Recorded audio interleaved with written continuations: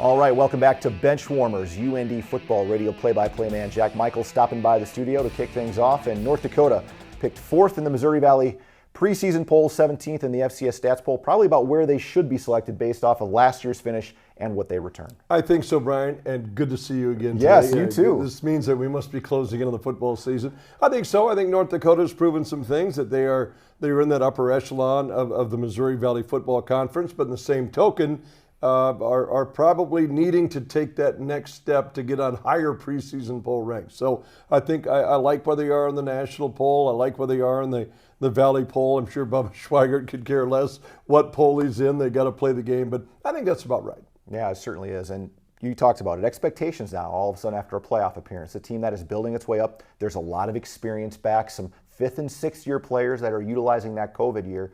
This is a team I think that this is kind of the year to go in, and for a lot of these guys, they came back to take another shot here to make it as far as they can in the FCS playoff. Yeah, it is, and you know, when I look at any program, especially North Dakota, do you like the system? You know, the coaches devoted to the system? Are the players devoted to the system? Are they running that 3-4 defense? There's always going to be change. You're going to lose the Garrett Moggs of the world. You're going to lose it, but they return some depth and talent at offensive line.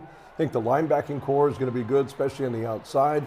You look at C.J. Siegel and the corners should be strong. Special teams get good. They got wide receivers and a stable of guys that are going to be fun. And even though you lose the Marcus Prestons and Garrett Moggs, I wrestled with this. You know, in our line of work and play-by-play teams, guys that follow the game, everybody says, "Do you have a guy that can stretch the field? Can you stretch the field? You can get behind the defense?" And I'm thinking, well, it's nice if you have it. And I go back to years ago when I called him Greg Home Run Harden, right? He could stretch the field, and guys like Tommy Schuster can sit back and just launch a ball.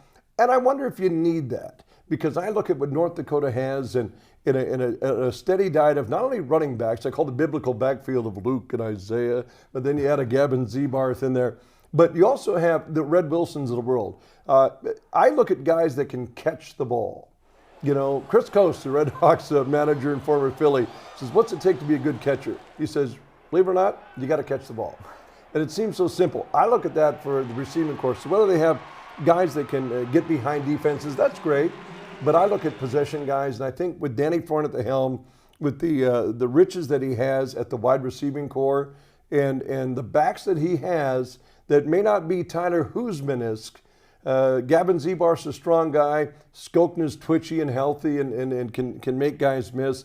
Isaiah Smith has breakaway stuff. You can get balls to the flat. So, an experienced offensive line, good skill positions, and you got Tommy Gunn, of course, pulling the trigger on that.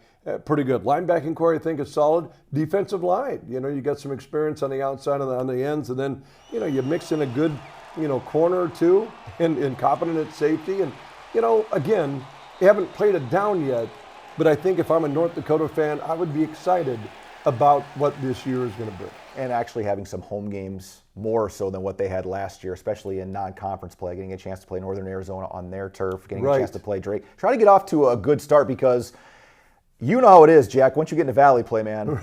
Right. At North Dakota, and if you look at that schedule, I mean, yeah, and Drake's got South Dakota State this year. Drake must have the biggest strength of schedule in the Pioneer Football League. They've got North Dakota, and I get it, Finn Claypool's on a Buck Buchanan list, so a good defensive end. So Drake is going to be Drake. NAU's gone through some, at least position coaching changes, but they're picked a little bit lower in the Big Sky. And then you start stepping into the Boise States. And in that pack of 4, and I don't have the schedule in front of me, that pack of 4, you're going to have the Boise States, the SDSUs, and the NDSUs in a group of 4 weeks, where it is going to be a heavy barometer of where North Dakota sits. Yeah, and that's what makes it so interesting, Jack, is you could be in the middle of October and say, okay, right, we really don't have a margin for error left, or we've knocked somebody off and maybe we have a larger margin for error. That's right. Where are you going to be? Are you going to get Drake? Okay, great if you do. You're going to get NAU at home, as you said. Good to have them at home. Good. Boise State, maybe a wash. If you pick them off, fantastic. But you come back and you run through the gauntlet in Brookings. You got NDSU at home, which is good. Still got to go to UNI this year. This is when, in the media, we get to play out the whole season before they snap a ball for game number one. But again, to the UND fans, the football fans out there, I'd be excited about the personnel they got back. You know, Schwenz is going to be great at the defensive coordinator spot. My own broadcast partner, Tom Dosh, is back in the coaching helm. Bubba's got a good staff, a lot of confidence. All right, Jack. Always appreciate you stopping by, You man. bet. Looking forward to a great season here coming up, and it'll be here before you know it. You too. I'll watch you on the television. You radio, television. Got it. We'll figure it out. Jack Michaels stopping by. We're just getting started here on Benchwarmers. Tom Miller from the Grand Forks Herald will join us when we return.